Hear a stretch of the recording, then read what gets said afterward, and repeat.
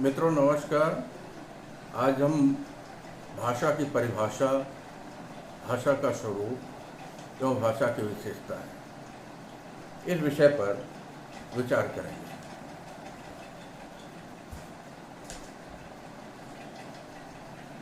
सबसे पहले हमारे सामने ये प्रश्न उठता है कि भाषा क्या है। भाषा वह साधन है जिसके द्वारा मनुष्य अपने मन के विचारों या भावों को व्यक्त करता है। भावों एवं विचारों को अभिव्यक्त करने के लिए जिन सार्थक ध्वनि संकेतों का प्रयोग करता है उसे हम भाषा कहते हैं। इस प्रकार अगर हम विचार करें तो भाषा मनुष्य के मुख से उच्चरित होने वाले सार्थक ध्वनियों का, शब्दों का, वाक्यों का वह समूह है जिसके माध्यम से मनुष्य अपने मन के भावों को अभिव्यक्त करता है। किसी भी भाषा की सभी ध्वनियों के प्रतिनिधि स्वर एक व्यवस्था में मिलकर एक संपूर्ण भाषा की संरचना करते हैं या एक संपूर्ण भाषा की अवधारणा को बनाते हैं। व्यक्त नाद की वह समझ जिसकी सहायता से किसी एक समाज या देश के लोग आपस में अपने मनोगत भाव या विचार एक दूसरे से प्रकट करते हैं। मनुष्य के मुख से उच्चरित होने वाले शब्दों और वाक्यों आदि का वह समूह है जिसके द्वारा मन की बात बताई जाती है। इसे और समझने के लिए जैसे हमारे सामने बातें की जाती हैं, कहा जाता बोली, जबान, वाणी, विशेष। ठीक है, तो भाषा जो है विचारों के आदान प्रदान का माध्यम है। मतलब अपने मन के अनुभवों को व्यक्त करने के लिए जिस माध्यम का प्रयोग किया जाता है वो माध्यम भाषा है। सामान्यतः भाषा को वैचारिक आदान प्रदान का माध्यम कहा जा सकता है। भाषा अभ्यंतर अभिव्यक्ति का सर्वाधिक विश्वसनीय सशक्त माध्यम है। मतलब हमारे मनोभावों को व्यक्त करने में बहुत ही समर्थ तरीके से भाषा जो है वो सक्षम है, व्यक्त कर सकती है। यही नहीं, वह हमारे अभ्यंतर के मनोमस्तिष्क के निर्माण में, हमारे विकास में, हमारी अस्मिता के लिए, हमारी सामाजिक सांस्कृतिक पहचान के लिए, हमारी इतिहास या हमारे समाज से, या ये कह लीजिए कि हमारी परंपरा से भाषा का एक अविच्छिन्न संबंध है। इस समय सारे संसार में प्रायः एक नहीं लगभग 3000 भाषाएं बोली जाती हैं, जो साधारणतः अपने भाषाभाषियों को छोड़कर अन्य भाषाभाषियों के समझ में नहीं आते। अन्य भाषाभाषी को उस भाषा को सीखना पड़ता है। फिलहाल परिवर्तन वाले अध्याय में हम उस पर बातें करेंगे। अब सवाल इस बात का है कि भाषा विचारों के आदान प्रदान का माध्यम है। बहुत अच्छी बात है कि हमारे जो मन के भाव या विचार हैं, जो हमारे मन में भाषा के रूप में शांत सुसुप्त पड़े हुए हैं, उन्हें अगर व्यक्त कर दिया जाए तो व्यक्त कैसे होगा? व्यक्त करने के लिए हमारे पास जो 3 माध्यम है। एक आंखों की भाषा, दूसरा कानों की भाषा और तीसरा जो है स्पर्श की भाषा। तो यहाँ जो है आपसे बहुत ही साफ करते हैं कि चूंकि हम भाषा विज्ञान के विद्यार्थी हैं, ऐसी स्थिति में आंखों की भाषा और स्पर्श की भाषा, आंखों की भाषा मतलब सांकेतिक भाषा। तो यहाँ जो सांकेतिक भाषा के लिए कोई स्थान नहीं है, बल्कि भाषा विज्ञान के अध्ययन में सीधे सीधे आप ऐसे समझ लीजिए कि हम जो भी बातें करेंगे वाचिक ध्वनियों का करेंगे, जो जिन ध्वनियों का उच्चारण मुख्य यंत्र से होता हो और जिनका जो विवेचन और विश्लेषण किया जाता है। किसी भी बात को कहने के लिए हमें क्या करना होगा? अपनी बात को परिभाषाओं में बांधना पड़ता है। जैसे आपसे हम बातें कर रहे हैं तो ये सारी बातें तो हैं लेकिन बिखरी पड़ी हैं। अगर इसी बात को 2 लाइन की परिभाषा में बांध करके आपसे कह दिया जाए तो शायद जो समझने में हमें सुविधा हो जाएगी। हाँ, एक बात और, कोई भी परिभाषा होती है तो एक बात आपको बता दें, इसीलिए होती कि वो परिभाषा फिर टूटेगी। जैसे किसी सिद्धांत की स्थापना होती है, विकास की प्रक्रिया में वो सिद्धांत टूटता है, कुछ कदम और आगे जाते तो परिभाषाओं का काम क्या है? हमें गति देना। तो प्राचीन काल से जो है भाषा को परिभाषित किया जाता रहा है। भाषा क्या है? तो भाषा शब्द की व्युत्पत्ति संस्कृत के भाष धातु से हुआ है, जिसका अर्थ होता है भाषना, बोलना, कहना। अर्थात जिसे भाषा जाए, जिसे बोला जाए, जिसे कहा जाए। ध्यान देने का विषय क्या? भाषना। भाषना कहाँ से होगा? यंत्र से होगा, मुख से होगा। बोलना कहाँ से होगा? मुख से होगा। कहना कहाँ से होगा? मुख से होगा। मतलब हमारी जो भी बातें चल रही हैं मुख यंत्र से, मुख से बोली हुई जो सार्थक ध्वनियाँ हैं उसे हम भाषा कहते हैं। ठीक है, अब आ जाइए कुछ परिभाषाओं के नजदीक, शायद हमारी बात जो है और स्पष्ट हो जाए। प्लेटो ने अपने ग्रंथ सोफिस्ट में विचार करते हुए भाषा के संदर्भ में लिखा, विचार और भाषा में थोड़ा ही अंतर है। प्लेटो परिभाषित कर रहे हैं, विचार और भाषा में थोड़ा ही अंतर है। विचार आत्मा की मूक और ध्वन्यात्मक बातचीत है, वही जब ध्वन्यात्मक होकर होठों से प्रकट होती है तो उसे भाषा की संज्ञा देते हैं। यहां प्लेटो ने मूक और ध्वन्यात्मक बातचीत का मतलब मन के मनोभाव जो आपस में संवाद करते हैं, है कि नहीं? मूक और ध्वन्यात्मक बातचीत है, वही जब ध्वन्यात्मक होकर मुख यंत्र से मतलब हमारे होठों से प्रकट हो जाती है। इसका मतलब भाषा हमारे मस्तिष्क में सुषुप्तावस्था में मौजूद है विचारों के रूप में। आवश्यकता जो है इन विचारों को व्यक्त करने की है। स्वीट प्लेटो की परिभाषा को और आगे ले जाते हैं। स्वीट जो है भाषा को परिभाषित करते हुए लिखते हैं, ध्वन्यात्मक शब्दों द्वारा विचारों को प्रकट करना भाषा है। प्लेटो की बात आगे जा रही है, ध्वन्यात्मक शब्दों द्वारा विचारों को प्रकट करना भाषा है। इसका मतलब विचार जो है हमारे मस्तिष्क में मौजूद है। अब उन्हें ध्वनियों के माध्यम से प्रकट किया, तो ध्वनियों के माध्यम से जब हमारे विचार आए तो उन्हें हम भाषा कहते हैं। वेंद्री जो है भाषा पर विचार करते हुए वो हमसे कहते हैं, भाषा एक तरह का चिन्ह है। चिन्ह से आशय उन प्रतीकों से है जिनके द्वारा मानव अपना विचार दूसरों के समक्ष प्रकट करता है। ये प्रतीक कई प्रकार के होते हैं, जैसे नेत्रग्राह, श्रोत्रग्राह और स्पर्शग्राह। वस्तुतः भाषा की दृष्टि से, जैसा कि हमने अभी आपसे कहा कि भाषा विज्ञान के हम विद्यार्थी हैं, ऐसी स्थिति में जहां तक जो नेत्रग्राह भाषा की बात है, आंखों के इशारे से समझा तो जा सकता है। जैसे बिहारी के दोहे को देखें, कहत नटत रीझत खिजत मिलत खिलत लजिया, भरे भवन में करत है नयन नहीं शोभा। मतलब गजब की जबरदस्त भाषा है।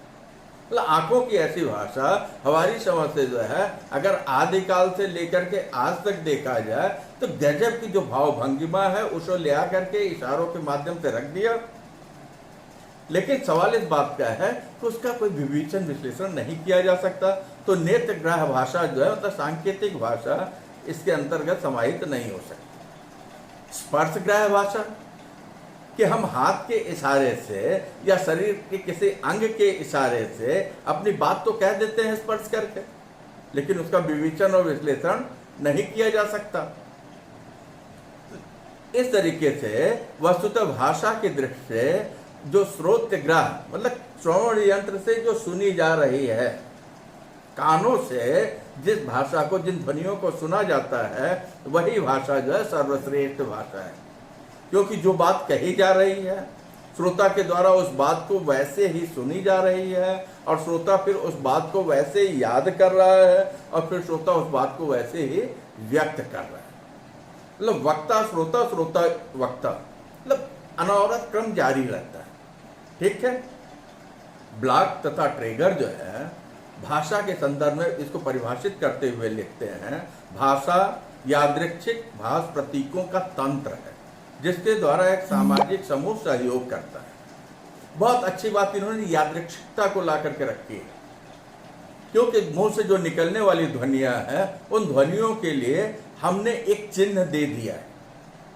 तो यही ये चिन्ह जो है क्या है, वस्तु के संदर्भ में भी है। जैसे अभी मैं आपसे लेक्चर ले रहा हूं, अब हमारे सामने क्या है, ब्लैक बोर्ड।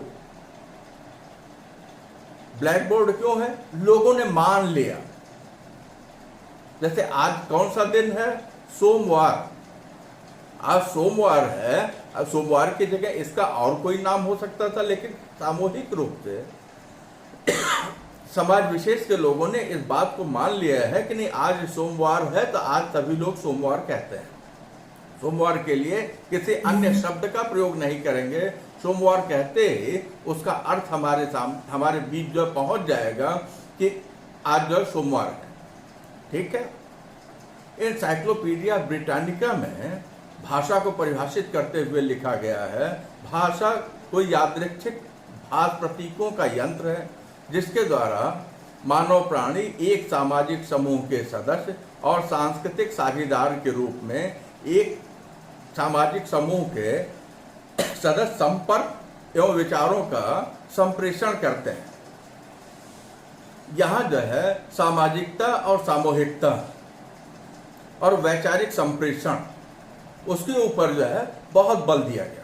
इस तरीके से अगर कहा जाए तो इसमें जो बात कही जा रही है, भाषा यादृच्छिक वाचिक ध्वनि संकेतों की वह पद्धति है।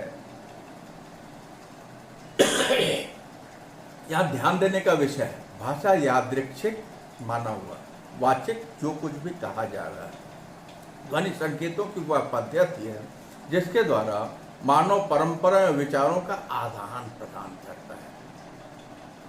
विचारों के आदान प्रदान के लिए जिस माध्यम का प्रयोग किया जाता है उस माध्यम को भाषा कहते हैं। इन सारी परिभाषाओं के साथ सीधे सीधे यही है कि एक व्यक्ति के विचार को दूसरे व्यक्ति तक पहुंचाने में, दूसरे व्यक्ति के विचार को पहले व्यक्ति तक पहुंचाने में जिस माध्यम का प्रयोग हमारे बीच होता है उसे हम भाषा कहते हैं। डॉक्टर भोलानाथ तिवारी भाषा को परिभाषित करते हुए लिखते हैं, भाषा उच्चारण अवयवों से उच्चरित यादृच्छिक ध्वनि समूह की संरचनात्मक व्यवस्था है जिसके द्वारा कवि, लेखक, वक्ता एवं समाज विशेष के लोग आपस में विचारों का आदान प्रदान करते हैं। ठीक है। भाषा उच्चारण अवयवों से, उच्चारण अवयव उच्चारण करने के जो अंग हैं, कंठ से लेकर के ओष्ठ तक, श्वास नली गले से लेकर के होठों तक, जहां अंदर से आने वाली प्राणवायु को हम अवरुद्ध करते हैं और फिर ध्वनि उच्चरित होती है। भाषा उच्चारण अवयवों से उच्चरित, मतलब उच्चारण करने वाले जो अंग हैं उससे जो है वह ध्वनित हो रही है। यादृच्छिक माना हुआ, मतलब ये जो ध्वनियां निकल रही हैं इसके लिए हमने उन ध्वनियों के लिए एक चिन्ह निश्चित कर दिया। यादृच्छिक ध्वनि समूह के, मतलब उन ध्वनियों को हमने क्या किया, एक बंधन में, एक लड़ी में, एक कड़ी में बांधा। जैसे व्यंजन है क के साथ क्या है, अल जुड़ा हुआ है। ठीक है। कमल, कमल क्या हुआ, क अ म अ ल अ। मतलब ये चार ध्वनियां हैं, ये उच्चरित हो रही हैं जो कि कंठ से निकल रही हैं। 3 इसमें स्वर ध्वनियां हैं।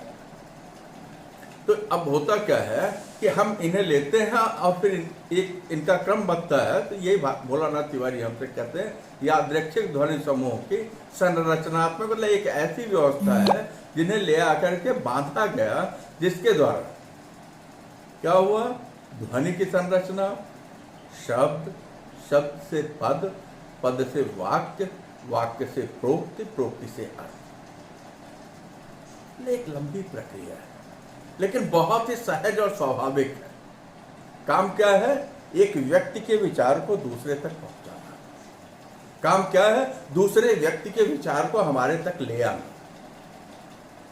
मात्र इतना। लेकिन इन सबके बीच में क्या, यादृच्छिकता का अपना अलग विशेष महत्व है, क्योंकि यही अगर यादृच्छिकता न हो और प्रतीकात्मकता न हो तो शायद जो है समझने में असुविधा हो। जैसे एक ही अर्थ के लिए एक भाषा में, हिंदी में जैसे पानी है, जल है, नीर है, तोय है, अम्बो है, लेकिन वही जब अंग्रेजी के पास जाते हैं तो वहाँ वाटर है। जब अरबी के पास जाते हैं तो वहां आब है। क्या है? उस समाज विशेष के लोगों ने उसको आब के रूप में, उसको वाटर के रूप में मान लिया, और एक समाज के लोगों ने उसको पानी के रूप में मान लिया। भाषा का काम क्या है? भाषा का काम यही है कि मन के भावों को अभिव्यक्त करना। तो यादृच्छिक ध्वनि प्रतीक हमने उसे, ध्वनि प्रतीकों में हमने उसे बांधा और समाज विशेष के लोगों ने उसको स्वीकार कर लिया। ठीक है, तो इस तरीके से समाज विशेष के लोग आपस में विचारों का आदान प्रदान करते हैं। यहाँ इतनी बातें करने के उपरांत जो है एक बात हमको समझ में आती है कि अगर मोटे मोटे रूप में देखा जाए तो चार बातें जो है जिस पर हमारी दृष्टि जाकर के रुकती है, या इन चार बातों पर हमें ध्यान देना चाहिए। क्या? भाषा एक पद्धति है, यानी एक सुसंबद्ध और सुव्यवस्थित योजना या संगठन है, जिसमें हिंदी के लिए मैं कह रहा हूं कर्ता, कर्म, क्रिया। जबकि यही जो अंग्रेजी के पास जाते हैं, कर्ता, क्रिया, कर्म का क्रम होता है। तो हिंदी के लिए कर्ता, कर्म, क्रिया क्या? ये हमेशा जब भी वाक्य का गठन हम करेंगे तो फिर हमारा ध्यान जो है कर्ता, कर्म, क्रिया पर व्यवस्थित रहेगा। और दूसरी बात आती है भाषा में संकेतात्मकता की। भाषा क्या है? भाषा संकेतात्मक है, अर्थात जो भी ध्वनियां उच्चरित होती हैं उनका किसी वस्तु, किसी कार्य, किसी स्थान से सीधा सीधा कोई संबंध नहीं होता। ये ध्वनियां केवल सांकेतिक होती हैं या प्रतीकात्मक होती है, मतलब अमुक वस्तु में अमुक वस्तु के होने का भाव है या नहीं है, ऐसा कुछ भी हम नहीं कह सकते। हमें क्या करना है? सामाजिक रूप से चूंकि वो मान्य है तो फिर हम उसे स्वीकार कर लेते हैं। जैसे पानी में पानी होने का भाव है या नहीं है, लेकिन नहीं, हमने स्वीकार कर लिया कि पानी है, तो समाज विशेष के लोग उसे पानी के रूप में पहचानेंगे, जानेंगे, वो अपने अर्थ को व्यंजित करने में समर्थ होगा। तीसरी बात भाषावाचक ध्वनि संकेत है, अर्थात मनुष्य अपने वागेंद्री की सहायता से संकेतों का उच्चारण करता है। वे ही संकेत जो भाषा के अंतर्गत आते हैं। ध्यान दीजिए, वागेंद्री, भाषा उच्चारण अवयवों से उच्चरित, डॉक्टर भोलानाथ तिवारी कह रहे हैं। तो जो बातें हैं यहाँ देख लीजिए। चौथी बात आती है कि तीसरी बात कि भाषावाचक ध्वनि संकेत है, अर्थात मनुष्य अपनी वागेंद्री की सहायता से संकेतों का उच्चारण करता है, और ये सारे संकेत जो एक भाषा के अंतर्गत आते हैं। चौथी बात महत्वपूर्ण हो जाती है, भाषा यादृच्छिक ध्वनि संकेत है। यादृच्छिकता से हमारा तात्पर्य है, यादृच्छिकता से हमारा अर्थ है ऐच्छिक, अर्थात किसी भी विशेष ध्वनि का किसी भी विशेष अर्थ में मौलिक या दार्शनिक संबंध नहीं होता। प्रत्येक भाषा में किसी विशेष ध्वनि को किसी विशेष अर्थ का वाचक मान लिया जाता है, मान लिया जाता है। जैसे किसी बच्चे का हमने नाम रखा क्या? मोहन, तो उस बच्चे में मोहन होने का भाव है या नहीं है? कुछ ढूंढने की जरूरत नहीं है, क्योंकि उसे एक मान लिया गया, नाम दे दिया गया मोहन, समाज ने उसे मान्यता दे दी, वो फिर मोहन के रूप में ही जाना जाएगा। तो यहाँ महत्वपूर्ण यह है कि प्रत्येक भाषा में किसी विशेष ध्वनि को किसी विशेष अर्थ का वाचक मान लिया जाता है, फिर वह उसी अर्थ के लिए रूढ़ हो जाता है। कहने का तात्पर्य यह है कि वह शब्द परंपरा अनुसार उस अर्थ का वाचक हो जाता है। वह शब्द रूढ़ अर्थ के साथ परंपरा अनुसार उस शब्द अर्थ का वाचक हो जाता है, अर्थात दूसरी भाषा में उस अर्थ का वाचक कोई दूसरा शब्द हो सकता है, लेकिन अपनी मूल भाषा में उस शब्द का वाचक दूसरा शब्द नहीं होगा। हालांकि हिंदी के सर्व सामर्थ्य ग्राह्यता में एक शक्ति हमारे यहाँ पर्यायवाची शब्द है, लेकिन पर्याय सबका नहीं होता।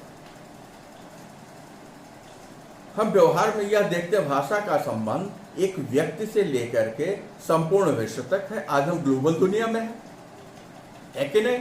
और एक अलग ही भाषा, ग्लोबल भाषा जो है वो विकसित होती चली जा रही है, क्योंकि बहुत ही साफ हमें दिखाई नहीं पड़ रहा है, लेकिन हाँ कुछ समय के बाद हम उसे चिन्हित करने लगेंगे। तो होता क्या, व्यक्ति और समाज के बीच आपस में व्यवहार में आने वाली इस परंपरा से अर्जित संपत्ति है, जिसे समाज विशेष के लोग उसे ग्रहण करते हैं। जैसे बच्चा पैदा हुआ भारत में, भारत के किसी विशेष प्रांत में, तो वहाँ रहने वाले लोगों के द्वारा जो भाषा बोली जाती रही होगी, बच्चा जो है उस भाषा को सीख जाता है। बच्चा पैदा हुआ भारत में और उसे जो है जन्म के साथ ही हम ले जा करके जापान में रख दें, वो बच्चा जो है पैदा हुआ भारत में, उसे हिंदी आनी चाहिए, लेकिन नहीं, वो सीख करके उसकी जो भाषा हो जाएगी वो जैपनीज हो जाएगी, है कि नहीं। तो क्या होता है, भाषा चूंकि जो है परंपरा से अर्जित संपत्ति है, समाज सापेक्षता जो है भाषा के लिए अनिवार्य है। अब आ जाइए जो है, इस तरीके से हमने देखा कि भाषा का अर्थ, भाषा की परिभाषा, भाषा का स्वरूप, जो भाषा की विशेषताएं। अब आइए हम विशेषताओं पे बातें करते हैं। जब हम भाषा की चर्चा करते हैं तो हमारा संदर्भ जो मानवीय मनुष्य की भाषा से होता है। यहाँ यह जानना आवश्यक हो जाता है कि मनुष्य की भाषा की कुछ मूलभूत विशेषताएं या कुछ अभिलक्षण हैं। ये अभिलक्षण कौन कौन से हैं जो उसे अन्य भाषिकों से अलग करते हैं। हॉकेट ने भाषा के अभिलक्षण के संदर्भ में 7 अभिलक्षण बताए। कुछ विद्वानों ने इसके 8 या 9 बताए, लेकिन अगर जो है जितने भाषाविदों ने भाषा पे चर्चा की और भाषा के अभिलक्षणों की चर्चा की, सबको समाहित कर लिया जाए तो मोटे तौर पर 9 अभिलक्षण हमारे सामने आते हैं। क्या है? यादृच्छिकता। यादृच्छिकता क्या है? यादृच्छिकता का अर्थ माना हुआ। यहाँ मानने का अर्थ व्यक्ति द्वारा नहीं, वरन एक समूह विशेष के लोग।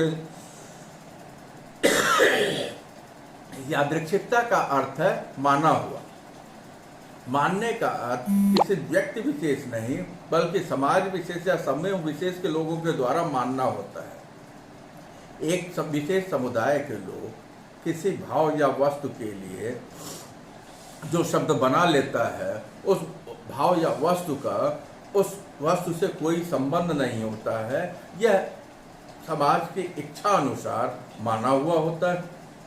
ऐसी स्थिति में उसी भाषा के लिए, उसी शब्द के लिए दूसरी भाषा में दूसरे शब्द का प्रचलन होगा, लेकिन जहां हमने मान लिया तो ऐसी स्थिति में वो उस अर्थ का वाचक हो जाएगा।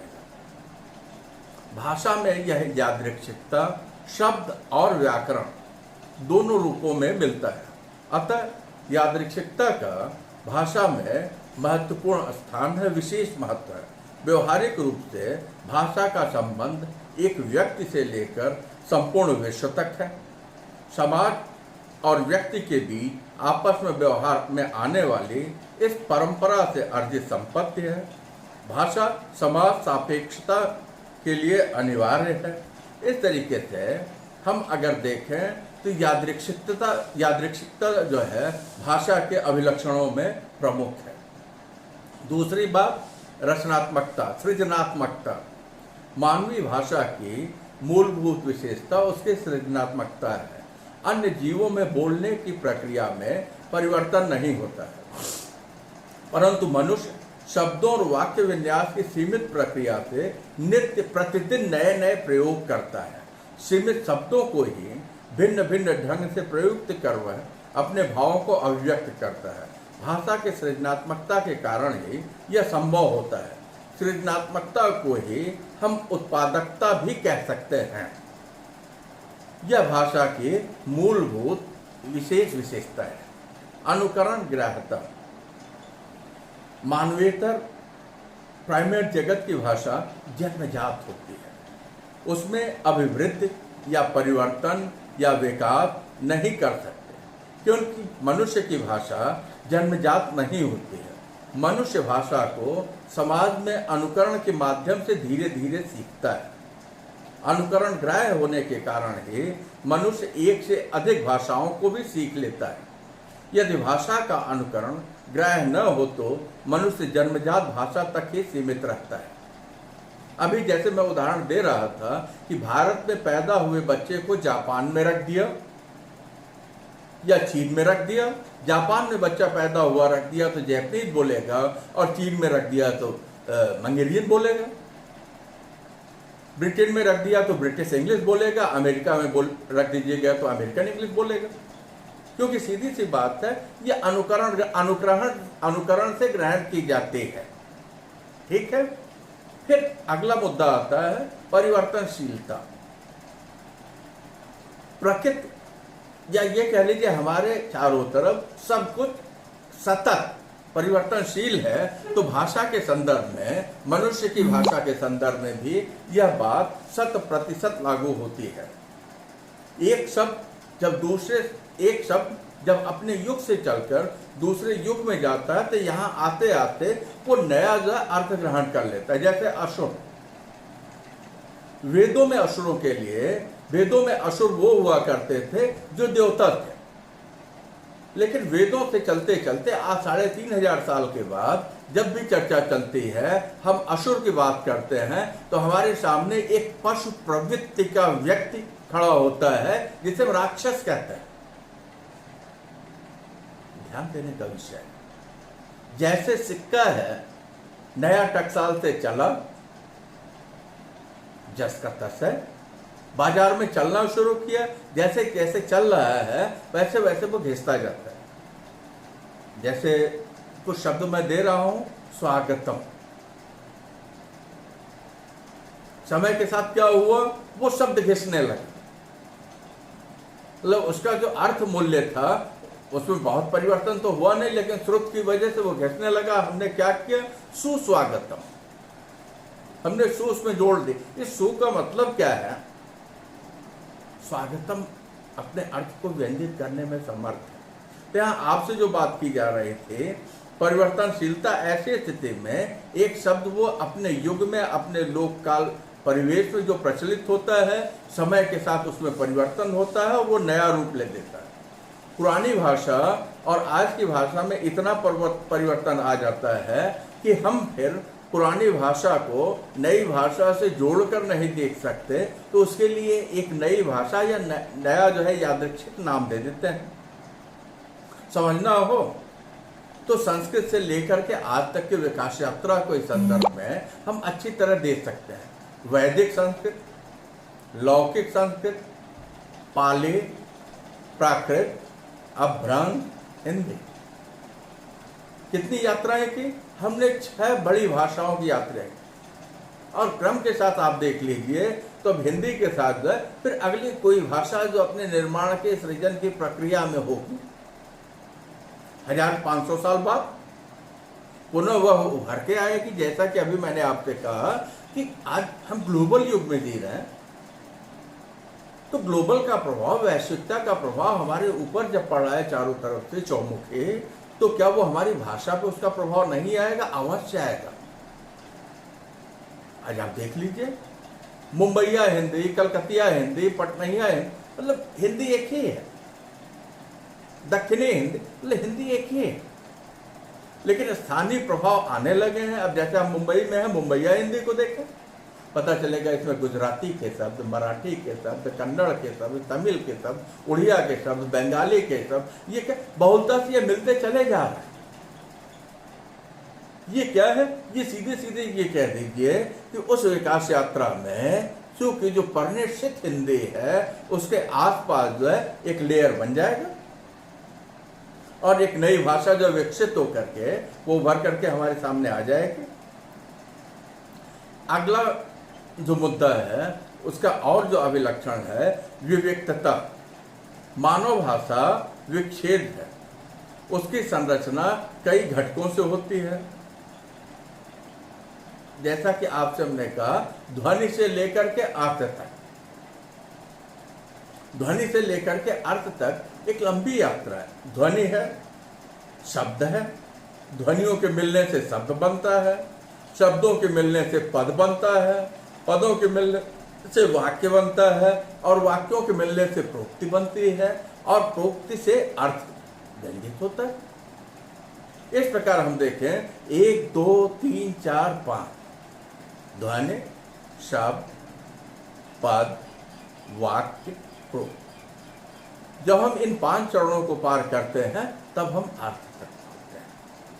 ठीक है, इस प्रकार जो है ये 5 घटक है, ये 5 चरण है जो मानव भाषा को विविक्त करते हैं। यही विविक्तता जो है ये मनुष्य की भाषा की अपनी पहचान बनती है।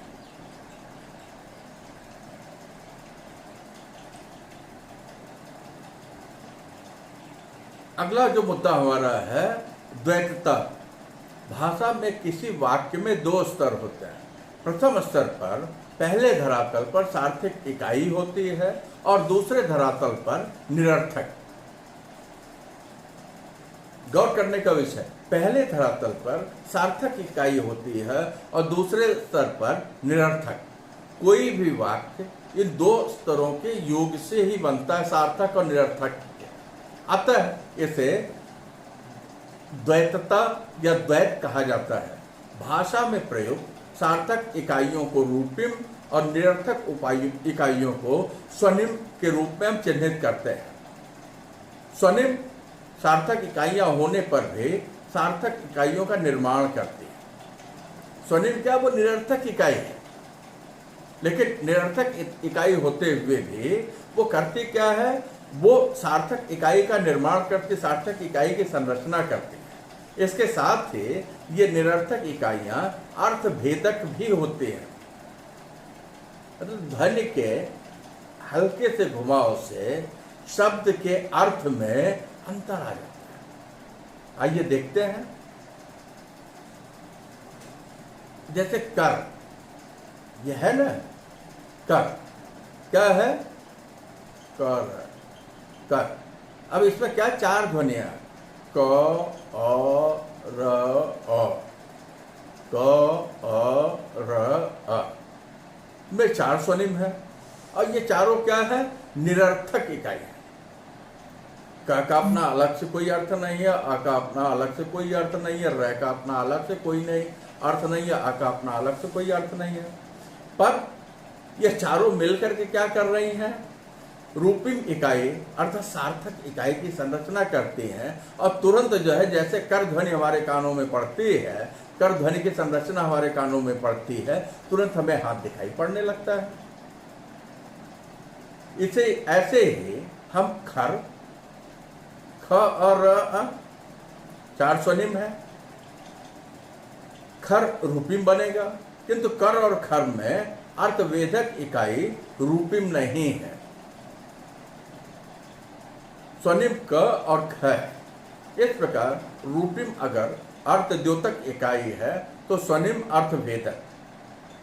इन दोनों स्तरों से भाषा की रचना होने के कारण भाषा को द्वैत कहा गया है। सार्थक और निरर्थक, यही सार्थकता और निरर्थकता जो है अर्थभेदकता को भी पैदा करती हैं और यही कारण है कि इसे जो है द्वैत कहा गया है। भूमिकाओं का पारस्परिक परिवर्तन, जैसा कि शुरुआत में मैंने कहा था, भाषा के संदर्भ में जब भी हमें विचारों का आदान प्रदान करना होगा, ध्यान दीजिए विचारों का, है कि नहीं, मतलब हम अपने विचार को जब व्यक्त करेंगे तो उन विचारों को सुनने के लिए अगर कोई होगा तभी तो आदान होगा, और फिर उन विचारों के लिए कोई अपने विचारों को प्रकट करेगा तभी तो प्रदान होगा, है कि नहीं। तो यहाँ आपसे क्या है कि भाषा के 2 पक्ष होते हैं, वक्ता और श्रोता। वक्ता के समय, वार्ता के समय वक्ता और श्रोता की भूमिका परिवर्तित होती रहती है। पहले जो वक्ता होगा बाद में श्रोता बन जाएगा, पहले जो श्रोता था वो वक्ता बन जाएगा। इस तरीके से भाषा में भूमिकाओं का क्या होता है, परिवर्तन होता रहता है। तो भूमिकाओं का ये परिवर्तन जो है भाषा को बहुत प्रभावित करता है। अंतरणता, मानव भाषा भविष्य अतीत की सूचना भी हमें दे सकती है तथा दूरस्थ देश का भी। इस प्रकार अंतरण की विशेषता केवल मनुष्य की भाषा में ही है। मतलब भाषा के माध्यम से हम अपने से बहुत दूर प्रदेश, किसी दूर देश के विषय में सारी बातें रख सकते हैं, बता सकते हैं। और ऐसा ही नहीं, अपने कालखंड को पार करके,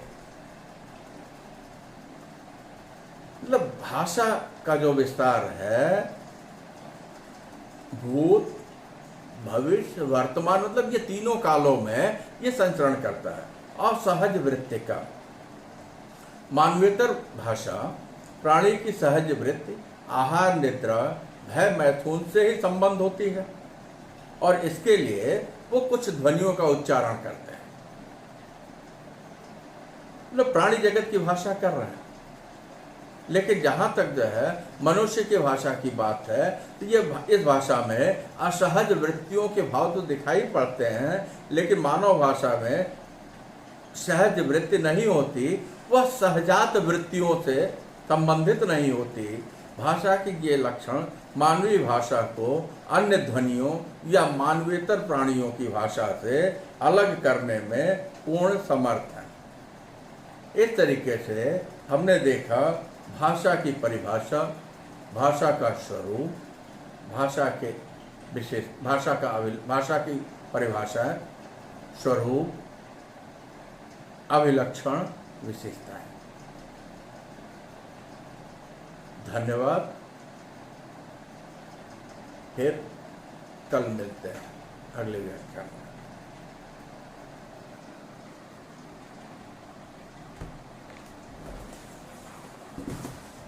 ये बंद हो गया होगा,